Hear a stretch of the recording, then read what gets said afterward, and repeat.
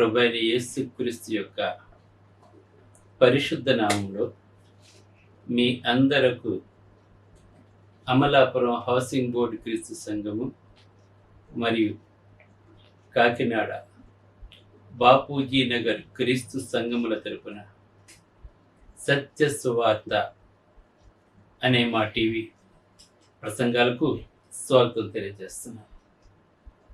ప్రతిదినము కూడా ఉదయం 7 గంటలకు బ్లెస్సింగ్ టీవీలో ప్రసారం అవుతున్న మా ప్రసంగాలు వీక్షిస్తున్న వీక్షకులందరికీ కూడా ప్రభువు నామములో శుభములు తెలియజేస్తున్నాను.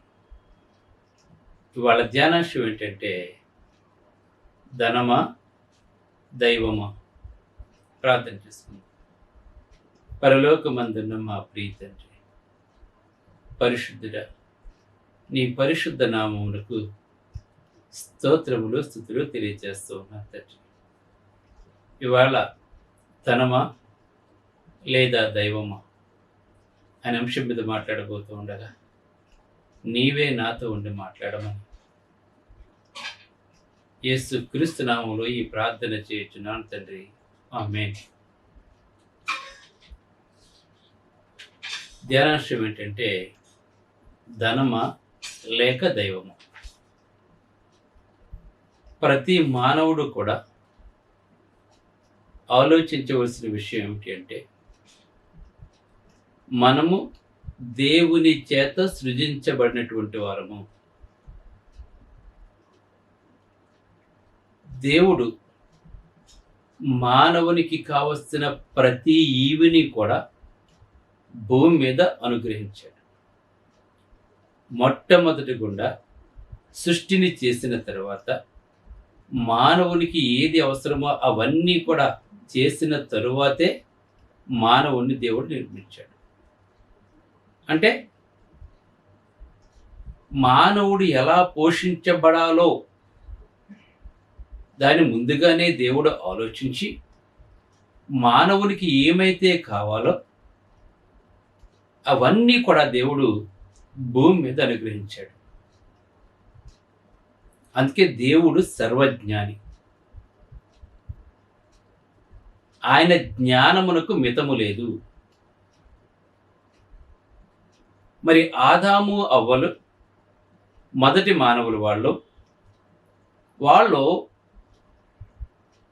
చాలా సంతుష్టిగా జీవించారని ఏదైనా తోటలో చెప్పాడు. మీరు ఈ తోటలో ఉన్న ప్రతి ఫలమును మీరు తినవచ్చు అని చెప్పాడు దేవుడు. నిరభ్యంతరంగా ప్రతీది తినండి అని చెప్పాడు దేవుడు, ఒకదానిని తప్ప. అంటే సృజించిన దేవుడే మనల్ని పోషిస్తూ ఉన్నాడు. అందుకే మన దేవుడు పోషకుడు కూడా. ఇప్పుడు మనల్నే పోషించట్లేదు దేవుడు. తాను వేటినైతే సృజించాడో వాటన్నిటినీ కూడా ఆయన పోషిస్తూనే ఉన్నాడు. దేవుడు సృజించిన చీమ బతుకుతుంది, అతి చిన్న జీవి. అలాగే గాలిలో ఎగిరే పక్షులు జీవిస్తూ ఉన్నాయి. ఇంకా అనేక రకాల మృగాలు మనం చూస్తున్నాం. మనం సముద్రంలో చేపలు ఇవన్నీ కూడా బ్రతుకుతున్నాయి. బ్రతికిస్తున్నవాడు కూడా దేవుడే. అవి చూడండి, చాలా సంతోషంగా జీవిస్తూ ఉన్నాయండి. అవి మనకులాగా బట్టలు కొనుక్కోవాలని అవసరం వాళ్ళకి లేదు. లేదా షాపింగ్ మాల్లోకి వెళ్ళి ఏదైనా కొనుక్కోవాలి, లేదా కిరాణా కొట్టుకెళ్ళి కొనుక్కోవాలి అన్న అవసరం వాటికి ఏమీ లేవండి. వాటికి ఆత్మ లేకపోయినా కూడా అవి చక్కటి సొగసుతో సంతుష్టిగా జీవిస్తున్నాయండి. అవి ఒక చేపను చూడండి, అది నీటిలో మెరుస్తూ ఉంటుంది చేప. ఒక ఆకాశ పక్షిని చూడండి, అవి ఎంత బ్యూటిఫుల్గా ఉంటే వాటి యొక్క రంగులు మనం చూస్తున్నాం. అలాగే ఒక పాముని చూడండి, దానికి ఒక చర్మాన్ని పెట్టాడు దేవుడిది. అలాగే ఆవుని చూడండి, అవి చక్కటి, అవి ఏమీ ధరించుకోలేకపోయినా కూడా ఒక కుక్క కానీ ఆవు కానీ చక్కగా సౌందర్యంగా కనబడుతూ ఉంటాయి. మన ఇంట్లో కుక్కల పిల్లలు పెంచుకుంటూ ఉంటాం, మనం పిల్లిళ్ళు పెంచుకుంటూ ఉంటారు చాలామంది. అంటే చూడండి, అంటే వాటన్నిటినీ పోషిస్తున్నాడు దేవుడు. కాకి పిల్లకి ఆహారము ఇచ్చినవాడు కూడా దేవుడు అని చెప్పి దైవలేఖనం మనకు తెలియజేస్తుంది. ఎందుకు ఇవన్నీ కూడా చెప్తున్నానంటే, సృష్టించిన దేవుడే మనల్ని పోషిస్తున్నాడు. మన పోషణకు కావలసినవన్నీ కూడా దేవుడు ముందుగానే ఈ భూమి మీద నడిపించాడు. మరి ఏదైనా తోటలో ఎంత సంతోషంగా వాళ్ళు జీవించారండి వాళ్ళు. అయితే వాళ్ళు అక్కడ డబ్బులు లేవు, అప్పట్లో డబ్బుతో అవసరమే లేదండి అసలు వాళ్ళకి. మన పూర్వీకులు చాలామందికి అప్పట్లో డబ్బుతో పెద్ద అవసరం లేదండి వాళ్ళకి. ఆ భూమి మీద పండిన ప్రతి పంటని వాళ్ళు స్వతహాగా చేసుకుని వాళ్ళు తిన్నారండి. వాళ్ళు చాలా ఆరోగ్యంగా ఉన్నారు, వందల సంవత్సరాలు బ్రతికారండి వాళ్ళు. ప్రపంచంలో అందరికంటే అత్యధికంగా బ్రతికిన వాడు ఎవరు అంటే మెతుషెలా. 969 సంవత్సరాలు బ్రతికాడండి అతను. 969 సంవత్సరాలు బ్రతికాడండి అతను. 900 సంవత్సరాలు బ్రతికారు, 700 సంవత్సరాలు బ్రతికారు, చూడు వందల సంవత్సరాలు బ్రతికారండి వాళ్ళందరూ కూడా. కానీ అప్పుడు వాళ్ళకి డబ్బు లేదు. కానీ మానవుడు ఎప్పుడైతే ఈ డబ్బుని సృష్టించుకున్నాడో ధనాపేక్ష ఎక్కువైపోయింది మానవుడు. ఆ డబ్బు లేనంత వరకు కూడా సంతోషంగా జీవించారు ప్రతి ఒక్కరూ కూడా. వాళ్ళకి కావాల్సినవన్నీ కూడా భూమి మీద పరిపుష్టిగా దేవుడు ఏర్పాటు చేస్తాడండి వాడు. కానీ డబ్బు ఎప్పుడైతే వచ్చిందో, మానవుడిని దేవుడు సృజిస్తే డబ్బును మానవుడు సృజించుకున్నాడు.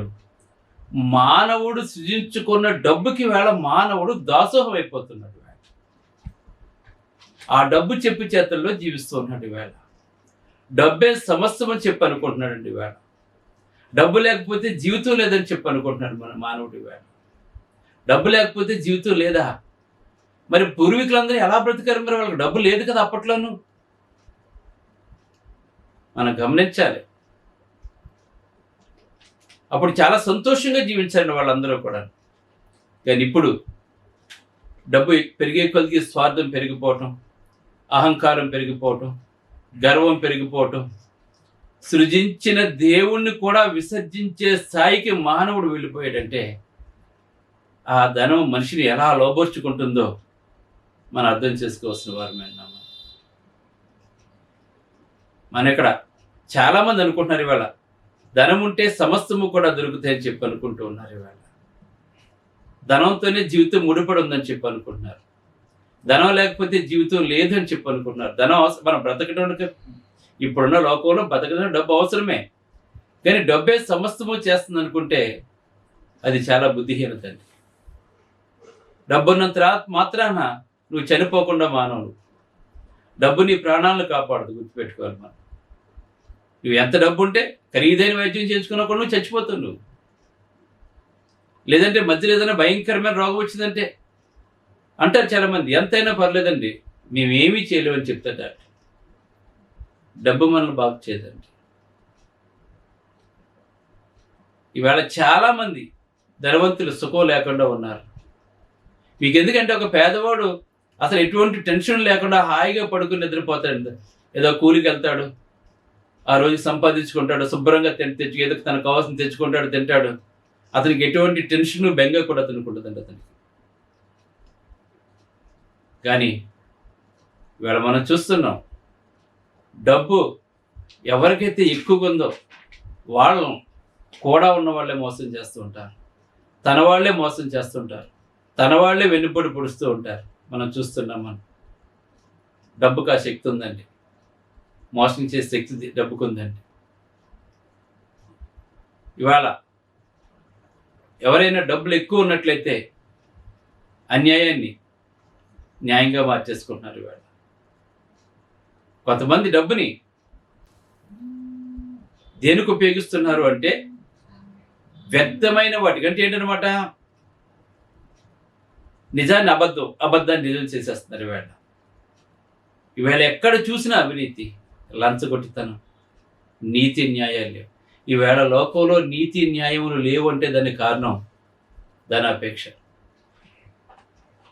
స్వచ్ఛమైన ప్రేమలు ఈవేళ లేదు అంటే దానికి కారణం ఏంటంటే ధనాపేక్ష. కనుక ధనమా దైవమా అని ఆలోచన చేసినప్పుడు మనం దేని వైపు పరిగెడుతున్నాం? మనం ఇప్పుడు ఒక కాటను మనం పెట్టినట్లయితే ఒక దాంట్లో ధనం, ఒక దాంట్లో దైవం పెడితే ఏది ఎక్కువగా ఉంటుంది? మనుషులందరూ కూడా దేవుడు ఒక పక్క ఉండి ధనం ఒక పక్క ఉన్నట్లయితే మనుషులందరూ ధనం వైపు పరిగెడతారు, కానీ దేవుని వైపు పరిగెట్టలేదు. ఈ లోకమంతా కూడా ఈ విధంగా తయారైపోయిందండి. ఈ తరములో ఉన్నంత సంపద ఇంతకు ముందున్న ఏ తరములో కూడా లేదండి. ఈ తరములో ఉన్నంత స్వార్థం ఇంతకు ముందున్న తరాలు ఎప్పటికీ కూడా లేదండి. దీనికి కారణం ఏంటంటే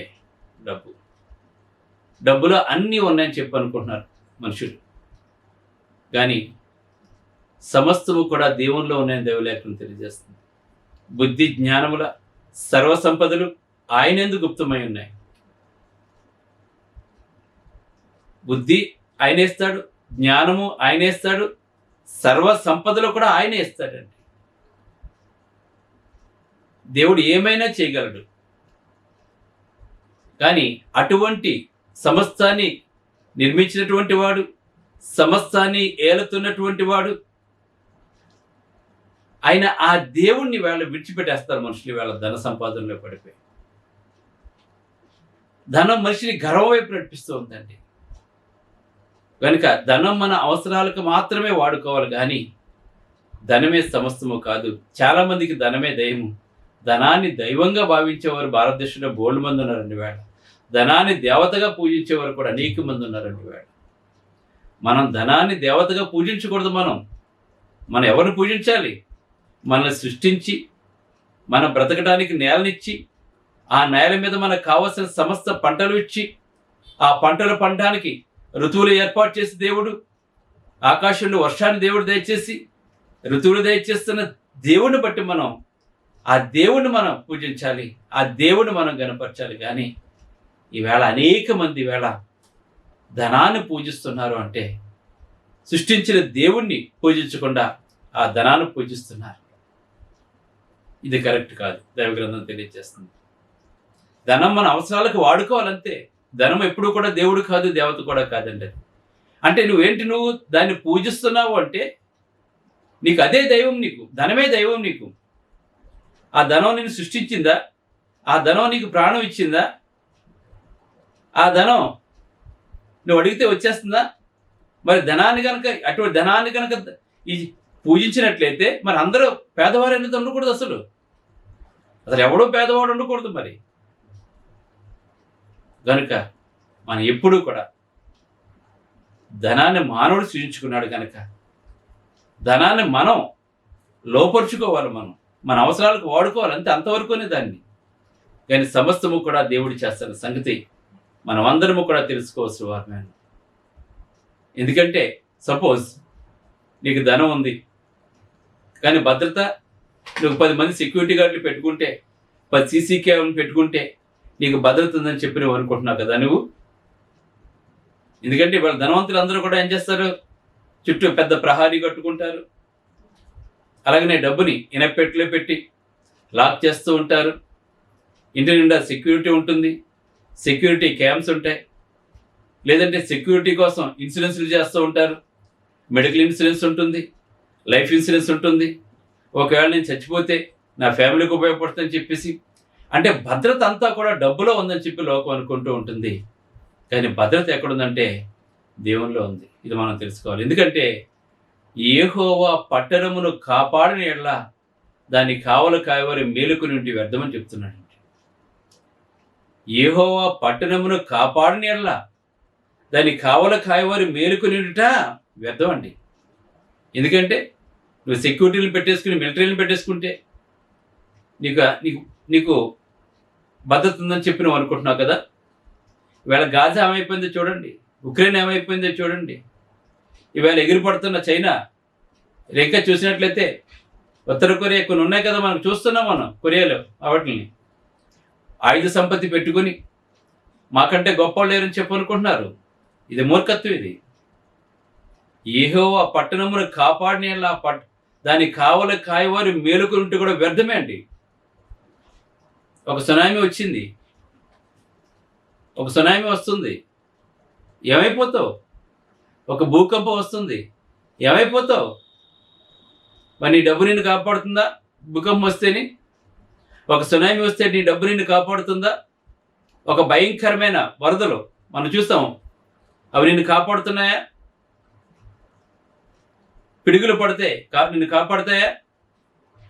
గనుక సమస్తాన్ని నిర్మించిన దేవుడే మనకి భద్రతన సంగతి మనం మర్చిపోకండి. అందుకే చూడు, ఎరుకో పట్టణం ఉంది, చాలా పెద్ద గట్టి పట్టణం అండి అది. కానీ కేవలం 7 రోజులు బోరలు పట్టుకుని ఆ పట్టణం చుట్టూ తిరిగిన వెంటనే వాళ్ళు ఎటువంటి ఇన్స్ట్రుమెంట్స్ కూడా ఉపయోగించలేదండి, ఎటువంటి బుల్డోజర్లు ఉపయోగించలేదండి. కానీ దేవుని మాట వలన అవి మొత్తం కూలిపోయినాయి. గొప్ప పట్టణం సొదొమ గొమొర్రా దేవుడు అగ్ని గంధకాలు కురిపిస్తే ఆ పట్టణం మొత్తం అగ్ని గంధకాల చేత మొత్తం ఏమైపోయిందంటే అది కప్పెట్టబడిపోయిందండి. అదంతా కూడా ప్రజలందరూ కూడా దాంట్లో అగ్నికి ఆహుతి అయిపోయారు. ఆ పట్టణం కనపడలేదండి దాంతో. కనుక భద్రత దేవుని యొక్క ఉంది, డబ్బులో లేదని చెప్పి సంగతి మన జ్ఞాపకం చేసుకోవాల్సిన వారు ఉన్నాం. అందుకే మనం ఎలా ఉండాలి అంటే, మనకు ప్రభువు సమీపంగా ఉన్నాడు, ఆయన మనల్ని ఎప్పుడు విడిచిపెట్టు. ఆయన ఒక మాట మాట్లాడుతున్నాడు, ఏమనంటే యుగ సమాప్తి వరకు సదాకాలము నేను మీకు తోడే ఉంటానని చెప్తున్నాడు దేవుడు. విడిచిపెట్టండి ఆయన. నువ్వు గనక ప్రభు అయిన యేసుక్రీస్తుని వెంబడించినట్లయితే, ఆయన మార్గంలో నువ్వు నడిచినట్లయితే, నువ్వు ఎక్కడికి వెళ్ళి, ఇప్పుడు సెక్యూరిటీ లేకుండా ఇక్కడ ఉంటారు, నువ్వు విమానం ఎక్కి వెళ్తున్నప్పుడు సెక్యూరిటీని కూడా రావడానికి కుదరదు నీకు. భారతదేశం నీకు ఎంతమంది అయినా సెక్యూరిటీ ఉంటారు నీకు. ఒక విమానం ఎక్కువ విదేశాలు వెళ్ళాలంటే నీకు కూడా జెట్ కేటగిరీ నాకు 100 మంది ఉన్నారండి, నేను 100 మందిని నేను తీసుకెళ్తానంటే ఒప్పుకోదండి అవతల గవర్నమెంట్ అండి. నీకు ఇక్కడ భద్రత నీకు కావాలి. నీకు జెట్ కేటగిరీ 100 మందిని ఇవ్వాలండి సెక్యూరిటీ. వేళ మన ముఖ్యమంత్రులు కానీ మన ప్రధానమంత్రులు కానీ వీళ్ళ జెట్ కేటగిరీ ఇస్తున్నాడు వాళ్ళకి. వాళ్ళ దేశాన్ని పరిపించిన వాళ్ళ సెక్యూరిటీ లేదండి వాళ్ళకి. చూడండి ఎంత దారుణమైన విషయం అంటే, వాళ్ళు ప్రపంచాన్ని పరిపాలేదండి, మొత్తం ప్రపంచాన్ని పరిపాలించే నాయకులు ఉన్నారండి వాళ్ళు. కానీ సెక్యూరిటీ లేకుండా బయట తిరగలేరండి వాళ్ళు. ఒక సామాన్యుడు తిరగలేరండి వాళ్ళు. ఏ సెక్యూరిటీ మనం పెట్టుకుంటామో ఆ సెక్యూరిటీ వాళ్ళే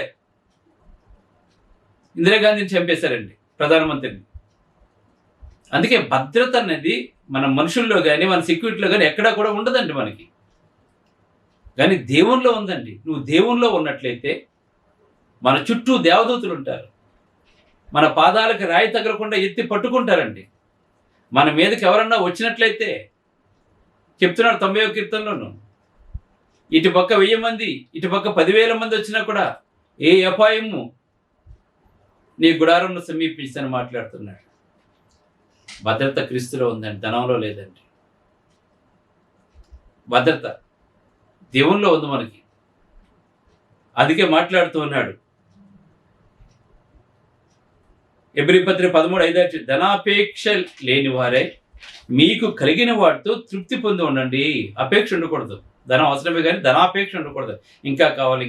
ఈవేళ 4,000 కోట్లు ఉన్నా సరిపోదు, 10,000 కోట్లు ఉన్నా సరిపోదు, 1,00,000 కోట్లు ఉన్నా సరిపోవట్లేదని మనుషులకి. కానీ ఏం చేసుకుంటావు ఈ డబ్బు అంతాను? ఒక 10 రాష్ట్రాలు పోషించబడాల్సిన డబ్బు నీ దగ్గర ఒక్కడి దగ్గర ఉంటుందండి. ఈవేళ ఒక 10 రాష్ట్రాలు పోషించొచ్చాడు అతని దగ్గర దాచుకున్న డబ్బుతోటి, ఈవేళ జనాలతోటి. ప్రతి నాయకుడు కూడా లక్షల కోట్లండి, పైగా స్విస్ బ్యాంకులో దాచుకుంటాడు వాళ్ళు. వెళ్ళిపోయి ఇక్కడ మన దేశానికి కూడా ఉపయోగపడదండి వాళ్ళ డబ్బు.